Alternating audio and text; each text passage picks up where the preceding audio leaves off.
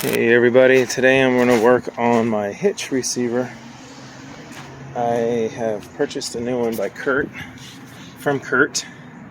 This is it. I will get started and put some pictures up, slideshow style, and a little bit of video. This was kind of a difficult one to shoot, but anyway, you can see it's on there now, and it's going to replace the factory one. So this is the box that it came in.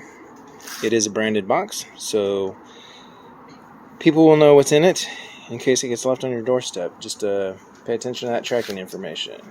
Here are the instructions.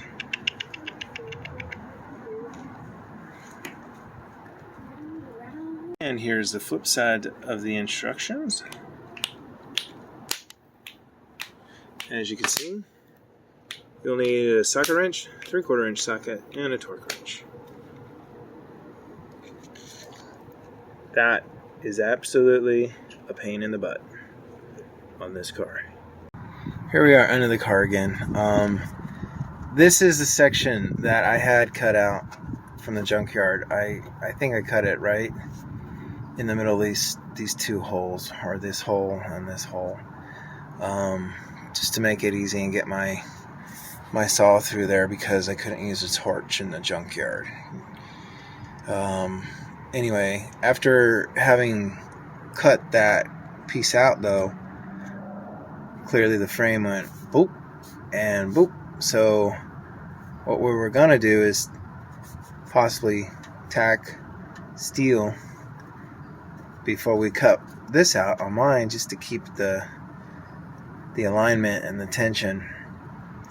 However, I didn't think it was going to be that safe in the end, so I ended up finding this CURT online, and believe me, it wasn't easy. I didn't know they made these for the Land Rover LR3, but I guess they did, and for some reason it just was never popping up in any searches I did for aftermarket trailer hitch mounts. So now I have a 2-inch barrel, which replaces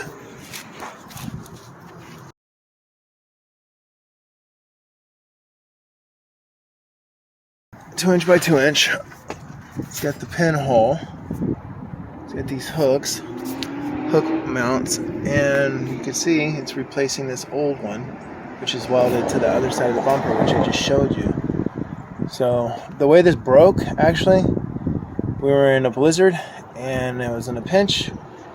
It was pretty much next to no visibility, already 3 feet of snow. We hooked a recovery hook on the end of a strap to one of these, to just a tug, and it just snapped off and fell in about 3 foot of snow and was gone forever. I cut out about from here to here on a junkyard car, and I was going to weld it in place of this, but I didn't want to weaken my frame by cutting this section out. Alright, so I had to remove this panel. The Land Rover hook is in there. This lowers the spare tire. Just goes in this little insert right here. Sorry. So it goes like that. You just lower it down. So spare tires on the ground. I have the CURT hitch receiver here. You can see it's going to go right there. And that's there.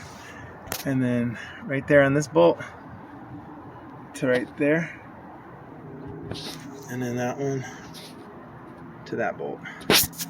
The gold bolt. It's much easier to get this done with the spare tire out of the way, especially if you're by yourself. Alright, so there you can see I got this bolt in, and I started that one right there. So it is the same right here. So this bolt is going to go through that hole. It was easier to get these on so I could like swivel it up like this, And all I'm doing is literally resting it on my legs and my stomach, and just kind of, you need to make sure that this bolt doesn't get stuck up in here in the frame, because I took the guide wire off. It's not that hard. I'm gonna try to get this on camera right here, so let's see what I'm doing. Hopefully that is filming.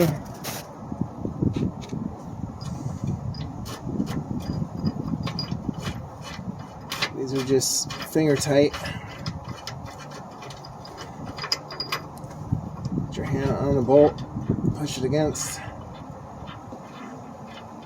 the frame, bolt. Alright, now I'm just kind of pinching it like that. Move this in here. Fingers. This is crazy. But there you go. Done. So hopefully you got all that and you can see. Alright, so next we're going to just snug it up with a 3/4 inch socket. And once we do that, then we will look at the instructions for the torque spec and get it torqued up.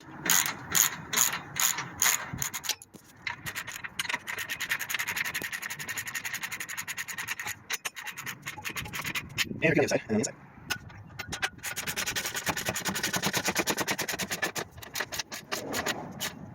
Now you're going to need to move to a deeper socket in order to torque it. Right now this is just a regular socket, 3/4 inch.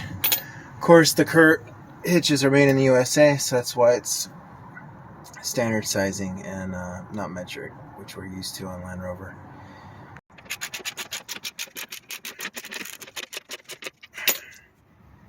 Alright, there it is. So take this paper off.